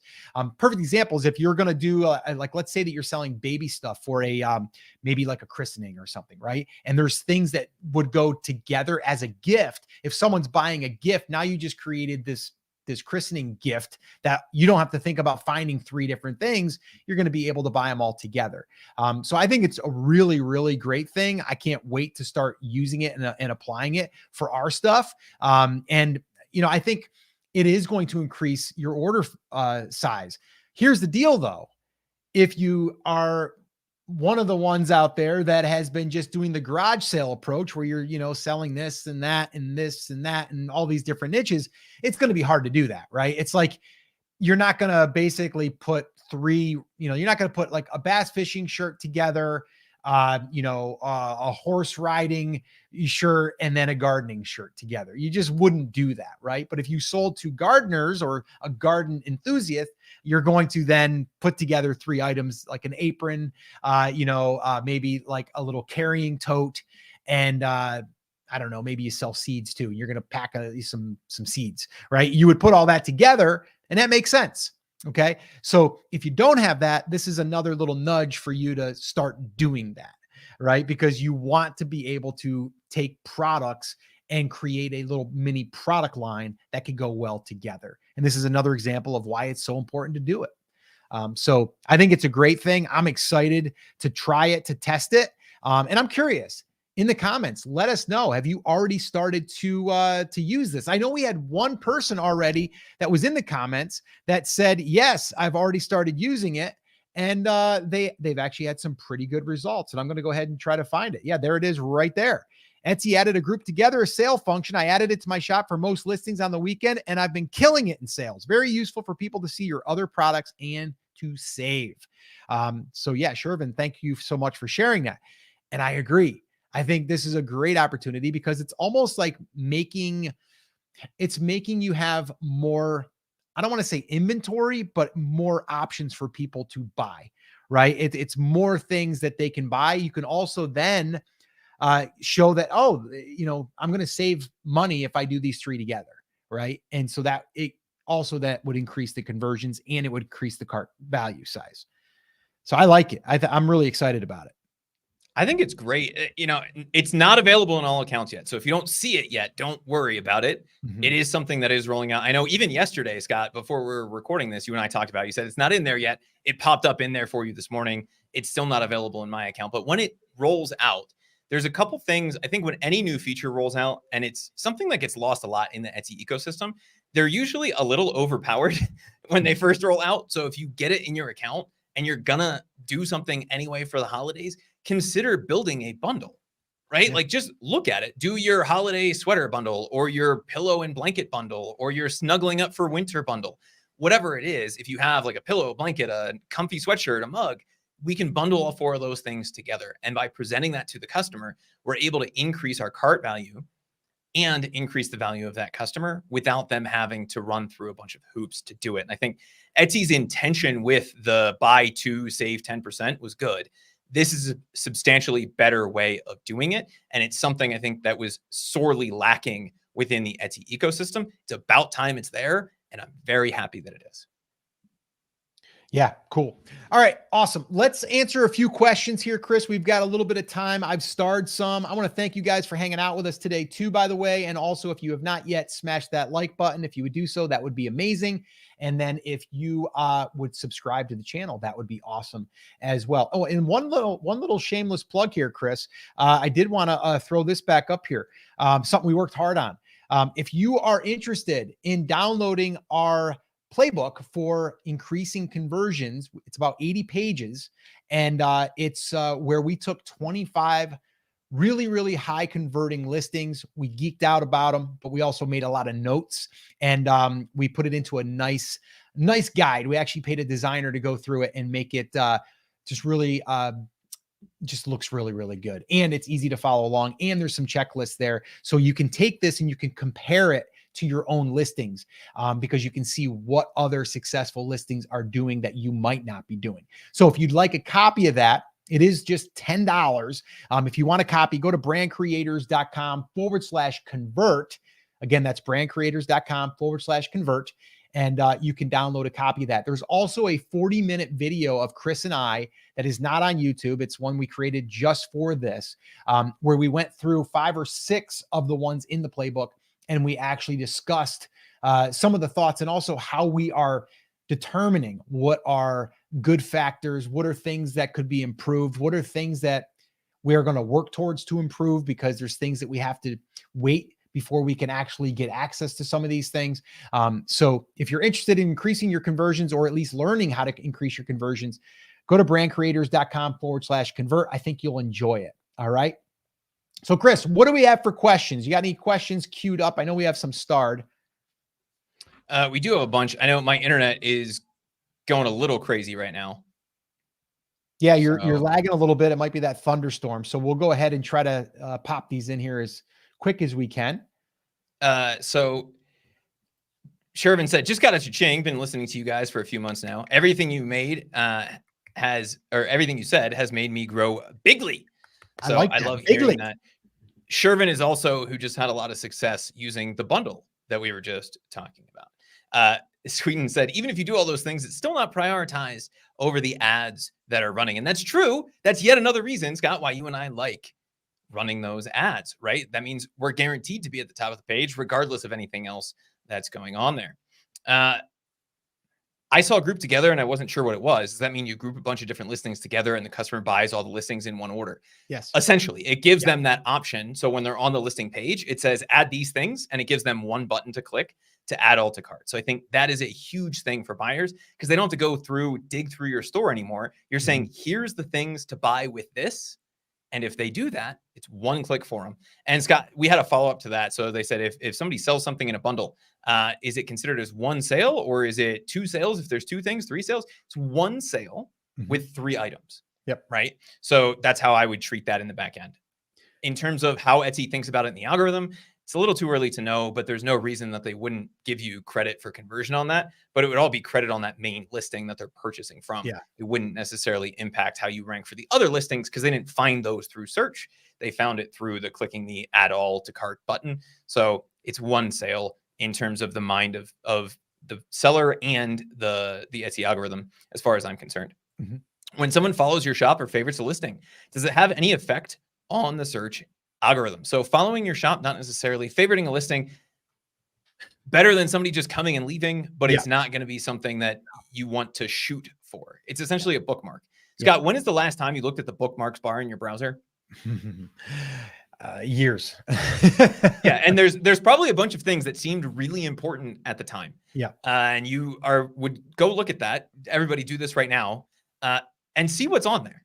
I looked a couple weeks ago. I have like local food delivery places from Dallas where I have not lived in almost 10 years at this point, still saved in my bookmarks bar. That's essentially the equivalent of somebody favoriting something on Etsy. It's a nice signal, but it doesn't mean anything. An add to cart would be a very positive signal because it's one step towards a purchase. A favorite could just be, oh, that's cute. I'll come back to that in December. An add to cart shows actual purchase intention. So that would be the first step beyond getting somebody to the listing. That is something we want to evaluate. And when we look at conversion rate and when we look at listings from an SEO perspective, we look at what is our click-through rate? So when we show up in Etsy search, how likely is somebody to click? And if they click, how likely are they added to cart? And then how likely are they to buy? Those are the places where we can start to make a difference. If a listing is already a bestseller, should I continue to run ads on it, Scott? Absolutely. Because if you have that bestseller, guess what's going to happen? You're going to convert higher. Something else that we looked at in the conversion maximizer playbook is we looked at the ones that were converting. Not all of them, by the way, had the bestseller, but the bestseller badge is something that definitely could increase your conversions because why? It's telling the person that's looking at it, oh, this is a bestseller. People are buying this. Proof, right? It's like the restaurant that has a line coming out and there's a wait. A lot of people want to go to that restaurant because they believe it's going to be really, really good, even though they've never eaten there before. It's got to be good, right? Well, it's got to be a good product if they got the bestseller badge. So I would say, yes, you want to continue. And actually, that's something that you have that your competition might not have. So I want to get as much traffic to that listing as possible. That's what I would say. I 100% agree with that. I'm in as long as it's not lighting your shirt and pants on fire to run Etsy ads, right? As long as we're making money with it, there's zero reason to turn it off. It's always going to have more upside. Is it worth paying for Etsy Plus? The answer here, it depends, but in most cases, yeah. If you have even just a little bit of volume, it's worth paying for. I believe it's still what 10 is it still $10? I think it's $10 a month and they give you a $5 Etsy ads credit. So it's $5, right? Yeah. It's and some listing credits and some of those kinds of things, some listing credits and stuff. So it's almost free. But yeah, I mean, it does give you where you can select, you can feature items at the top. There's some other things that you can do for customization. So yeah, I'm a believer in spending the $10. Yeah. Is that going to make the difference in the algorithm? No. But it can help increase conversions at the shop level because of some of the increased things that they give you. You know, the dynamic banners, some of those kinds of things can help. Now, one interesting question I would have, Chris, and this is something I'm going to have to test and maybe I'll report back, is if we create that bundle, is that something we can put into a feature? That'd be interesting. So as far as I'm aware, when you create the bundle, it's just on the product page, right? It would be, you mean the product page as far as like in the shop, or is it going to be if I bundle a dancing avocado mug with a dancing avocado stuffed animal, that bundle offer would show up on the purchase page, like the product detail page for each of those. Okay. So I see what you're saying. So, and again, I haven't done this yet, so I don't know. Yeah. Let us know in the comments, right? Yeah, because I was under the impression that potentially it's almost like creating not a listing, but kind of like its own thing, right? It's like its own page in a sense. But what you're saying is like if someone, which is actually pretty cool too, like if someone comes to one listing, it says, oh, buy these two together and get a discount. So it's almost like suggesting it for you. It's not like you're going there and you're seeing these three. I'm going to have to actually set one up and see exactly what this does. So I just found this in my handbook, and it was not there for me previously. So let me see if I can get this pulled up here, and then I want to pull this out. Scott, are you able to see that? Yeah. So I wanted to read through this. So you can include up to 3 listings. Okay, cool. So that's good to know. You create the discount amount, create offer, more information. Listings can only be a part of one bundle at any given time. Oh, Bundles will not stack. So if you're already running a discount on something, yep. you can't do that otherwise. But it doesn't look like it's going to create a separate listing for this. It would just show up as a discount on the actual sales like order page, right? So the product details page. Yep. Somebody let us know in the comment. Oh, actually, Shervin, you're on with us. Yeah, he said it shows up as a button on the page. Okay, cool. So that's cool. But what you could do is create that and then say, like change the main image if you really wanted to do that as a separate listing. I don't know why you would need to. But you could say like bundle and save and create a category in your shop. And it would be, get our bundles, and then they'd see the first things. They could go in and select the bundle. So that would be one way of handling that. Okay, cool. All right, let's answer a couple more, and then we gotta rock and roll on out of here. Yeah, A said the bundle doesn't work for me when you have a sale running. Yeah, and what they said in the handbook is it does not stack. So you would have to choose to either have it running at a discount or running on the bundle discount. Scott, what are your thoughts on using that to launch a new product? I do like tagging that with your highest volume thing and say, hey, buy these things together. Yeah, because now you're piggybacking off of a product that might be getting a good flow of traffic. Here's the other cool thing. If you're running ads to any of these, that's going to now take it where you were only advertising one item, and technically you have potential now to add those other two or one or two, whatever you're doing to that. So you can increase the order size. So now when you're going like, well, I'm barely making a profit on my Etsy ads. Okay, well, this might make it to where you are going to make a profit on your Etsy ads and a lot more. So I like that. On shipping price, are they looking for the price of the first item only? For example, I have $5.75, and then if they add a second item, it would be $2. I think it's the price of the individual item. Yeah, right? I do too. Because that's how you would build it in the listing anyway. Yeah. So that's on them. Yeah. And that to me would be more akin to dynamic pricing, because they're doing something, right? Like putting in their zip code or adding multiple items. That's going to change the cost of shipping from that standard. And if they weren't, then I would just say, leave them all at $5.75, right? Like, right. Because then we're making $3.75 more. But I think the way you're doing that should be fine.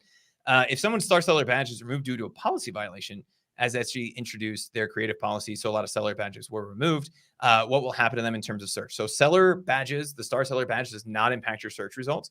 And anything that would impact your star seller badge outside of the customer service standards, for example, right, you had an IP violation or something like that, wouldn't affect the customer service rank that they're giving to the store. So I wouldn't worry too much about that if you ran into an issue. Obviously, you want to make sure you're correcting any of those policy violations if you actually had a real policy violation and not just an AI slap fest. Right. An AI slap fest. Oh, so this was the other one that popped in here, Scott. What if your bundles include one print-on-demand item and one item you ship yourself? How would that work with shipping? You'd have to split ship it. Yeah. Right. Yep. That would be a little bit of a challenge, but yeah, they would be getting two separate packages. So cool. All right. I think that's going to wrap it up here, Chris. I think we answered as many as we could get to here. And I think that was pretty much all of them. So that was good. And we also heard of a new word today, bigly. I like that word. It was a very bigly offer. I like that. Anyway. Okay. If you guys are interested in getting our SEO guide, just put SEO in the comments. I want to make sure that we make that available to you, because today was pretty heavy on like search visibility. A lot of that has to do with SEO. You definitely want to make sure that you are getting all of the stuff in that listing that is required, but also that's going to give you the best chance to show up in search. Okay. So our SEO guide goes through that, thoroughly. Okay. The other thing is now, once we get traffic, we want to work on getting higher conversions. All right. And that's why we just literally rolled out this week. It's what we're calling our conversion maximizer playbook. All right. There's 25 listings that we did a deep dive on.